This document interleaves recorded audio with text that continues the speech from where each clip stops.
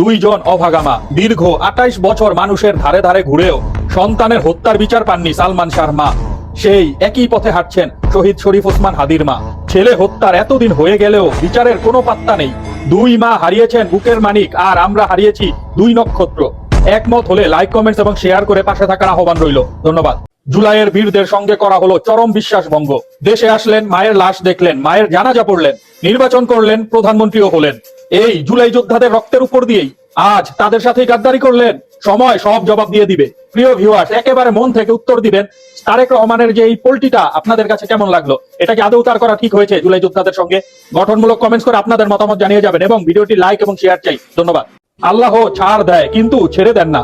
যাদের রক্তের উপর দাঁড়িয়ে আপনি 17 বছর পর দেশে ফিরলেন, নির্বাচন করলেন, প্রধানমন্ত্রী হলেন এবং নিজের মায়ের সঙ্গে শেষ দেখা করে তার জানাজায় অংশ নিলেন, সেই জুলাইয়ের সংগ্রামী মানুষদের কথা কিভাবে ভুলে যান? হাজারো মায়ের বুক খালি হয়েছে, কেউ চোখ হারিয়েছে, কেউ পা হারিয়েছে, কেউ হাত হারিয়েছে। কত পরিবার আজও তাদের প্রিয়জনদের ফিরেও পায়নি। তারা তো কোনো ব্যক্তিগত স্বার্থে রাস্তায় নামেনি, দেশের শান্তি, ন্যায় ও স্বাধীনভাবে বাঁচার জন্য রাস্তায় নেমেছিল। প্রিয় ভিউয়ার্স, আপনারাও কি একমত আছেন? গঠনমূলক কমেন্টস করে আপনাদের মতামত জানিয়ে যান এবং শেয়ার ও ফলো দিয়ে পাশে থাকার আহ্বান রইল। ধন্যবাদ। বউওয়ালাদের কপাল দোস্ত, ওদের বউ আছে, সরকার থেকে ওদের ফ্যামিলি কার্ড করে দিচ্ছে দোস্ত। আমাদের বউ নাই, আমাদের কপালে একটা ডার্বি সিগারেটও নাই দোস্ত। ভোট তো আমরাও দিছি দোস্ত।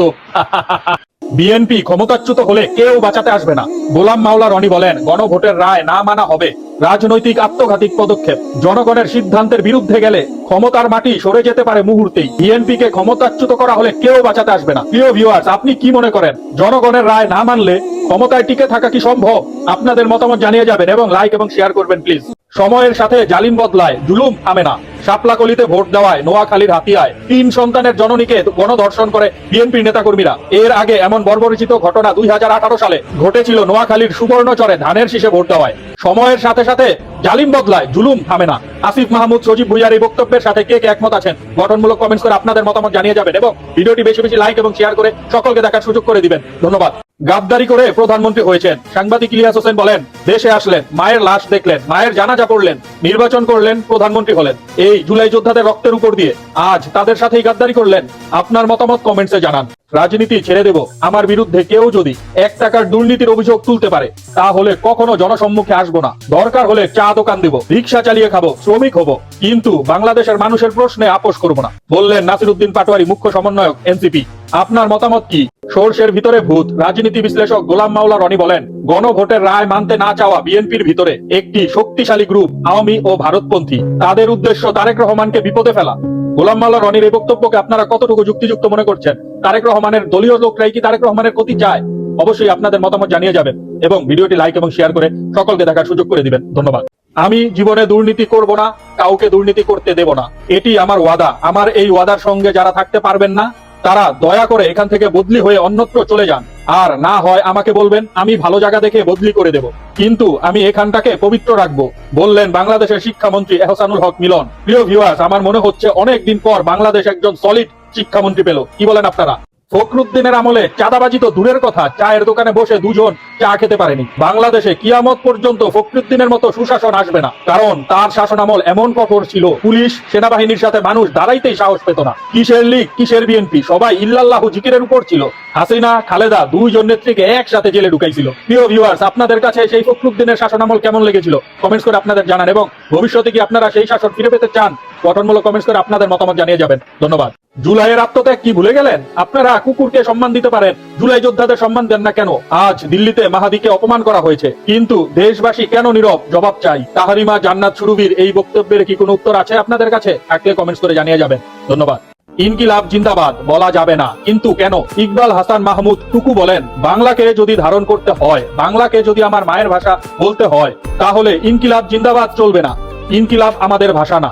ইনকিলাব আরবি শব্দ, জিন্দাবাদ উর্দু বা ফার্সি শব্দ। ইনকিলাব জিন্দাবাদ মানে হলো ইনকিলাব দীর্ঘজীবী হোক, বিপ্লবের জয় হোক, পরিবর্তন সফল হোক। 92% মুসলমানের দেশে উর্দু, আরবি ও ফরাসি বলা যাবে না, কারণ এটা কোরআনের ভাষা।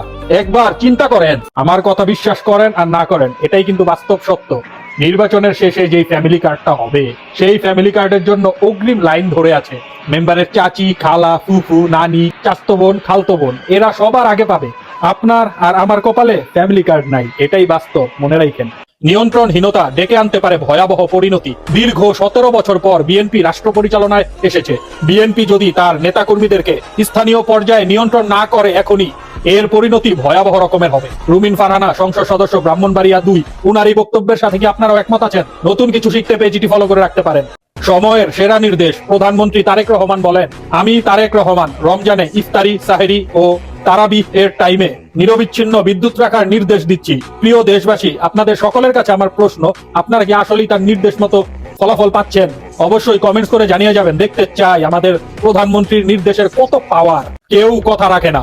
বিএনপির সিনিয়র নেতা এবং দুঃসময় বিএনপিকে বাঁচিয়ে রেখেছেন যে ব্যক্তি, তিনি হলেন রুহুল কবির রিজভী। অথচ এই নেতাকে যোগ্য সম্মান দেওয়া হয়নি। তিনি না হলেন এমপি, না হলেন মন্ত্রী, তাহলে এই রাজনীতি করে সারাটা জীবন রাজনীতির পিছে দিয়ে কি পেল সে? এই রুহুল কবির রিজভীকে হাতে একটা হারিকেন আর পিছে একটা বাঁশ দিয়ে ছেড়ে দিল বিএনপি। আহাম্মকের দল, বেঈমানের দল। কি বলেন আপনারা? কথা ঠিক আছে? দেশ কোন দিকে যাচ্ছে? তাহলে কি নবগঠিত সরকারের সড়ক ও সেতু মন্ত্রীর মাধ্যমে চাঁদাকে জাতীয়করণের ঘোষণা দেওয়া হলো? তাহলে কিভাবে দুর্নীতির টুটি চেপে ধরা হবে? ব্যাকরণ কিছুই বোঝা যাচ্ছে না। সূচনাতেই বাংলাদেশ কোন দিকে যাচ্ছে? জামাতের আমির ডক্টর শফিকুর রহমানের এই বক্তব্যের সাথে কে কে একমত আছেন? অবশ্যই গঠনমূলক কমেন্টস করে আপনাদের মতামত জানিয়ে যাবেন। ধন্যবাদ।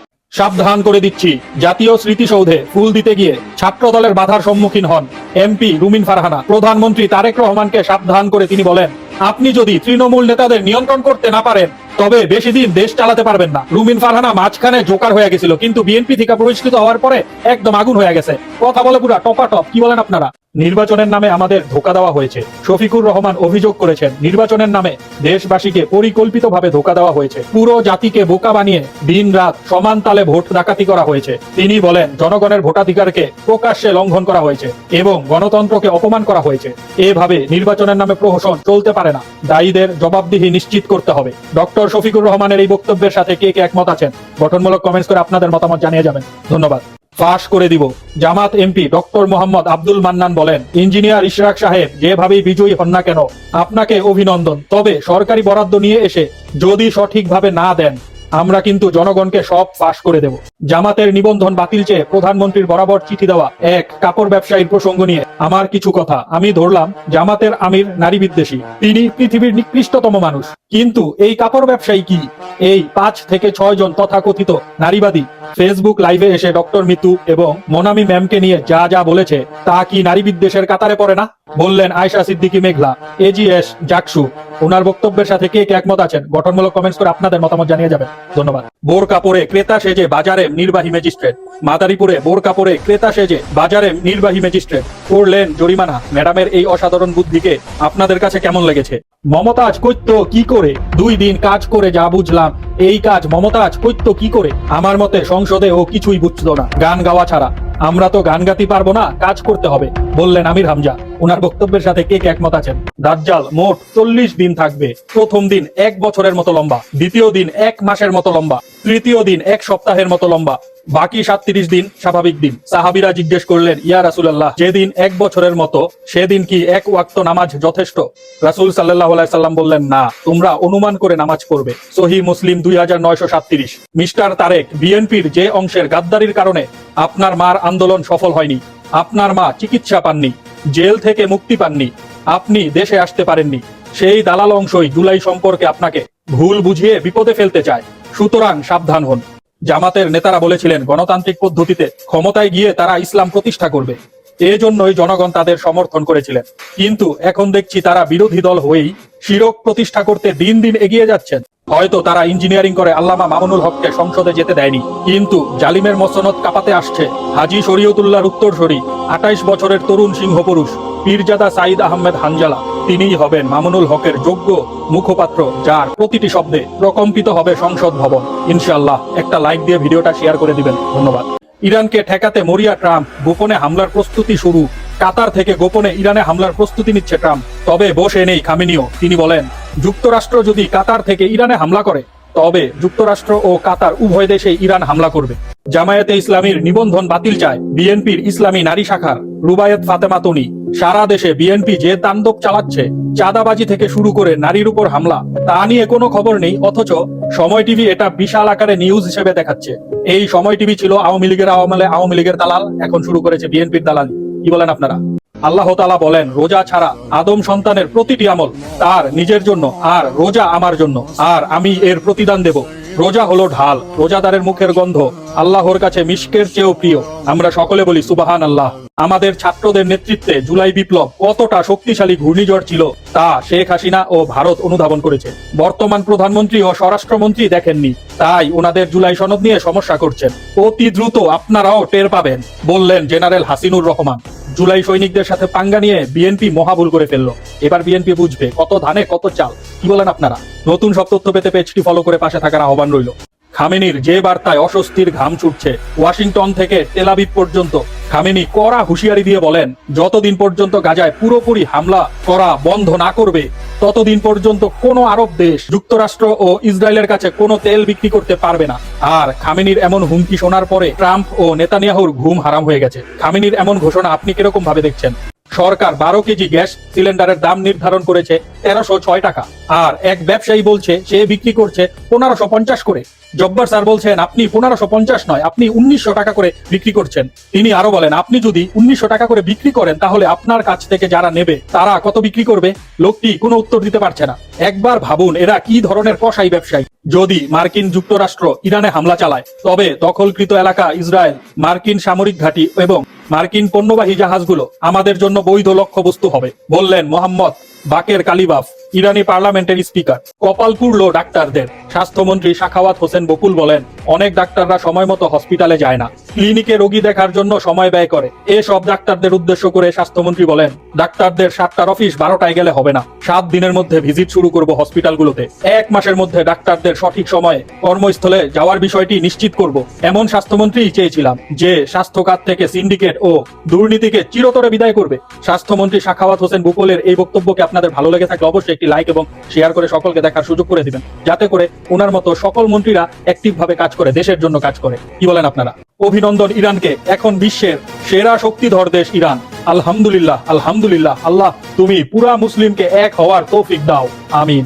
সময়ের সেরা প্রস্তাব। বিএনপির শিক্ষামন্ত্রী ডক্টর এহসানুল হক মিলন বলেন, সব প্রাথমিক বিদ্যালয়ে ধর্মশিক্ষক নিয়োগ এবং মাধ্যমিকের সব শাখা ইসলাম ও নৈতিক শিক্ষা বাধ্যতামূলক করতে হবে। একই সঙ্গে ইসলামী শিক্ষার মৌখিক পরীক্ষা ও অন্তর্ভুক্ত করতে হবে। স্যালুট স্যার, আপনার দ্বারা এরকম প্রস্তাব করা সম্ভব। মানুষের মনের প্রস্তাব তুলে ধরেছেন। আপনি বাংলাদেশের সেরা শিক্ষামন্ত্রী। খামেনির জয় মানে পুরো বিশ্বের নিপীড়িত মানুষের জয়। আমেরিকাকে দোজখ দেখাতে ইরানের মাস্টার প্ল্যান। এবার বিশ্ব দেখবে বিশাল আমেরিকার পরাজয়, ইনশাআল্লাহ। শেহবাজ শরীফ, পাকিস্তানের প্রধানমন্ত্রী বলেন, বাংলাদেশের গণতন্ত্র পুনরুদ্ধারের একমাত্র হাতিয়ার বিএনপি। বিএনপির ইতিহাস ত্যাগ ও সংগ্রামের ইতিহাস। গণতন্ত্রের লড়াইয়ে রাজপথে বিএনপি, পিছোপা নয়, আপোষ নয়।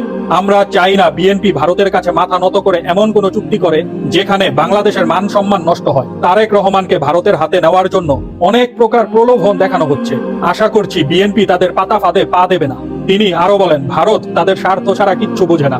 পাকিস্তানের প্রধানমন্ত্রী শেহবাজ শরীফের এই বক্তব্যের সাথে কে কে একমত আছেন গঠনমূলক কমেন্টস করে আপনাদের মতামত জানিয়ে যাবেন, এবং ভিডিওটি ভালো লাগলে অবশ্যই লাইক শেয়ার করে দিবেন। ধন্যবাদ। মোহাম্মদ আব্দুল জব্বার মন্ডল, ভোক্তা কর্মকর্তা, পরিচিত মুখ, বাংলাদেশের সকলেই হয়তো চিনেন তাকে।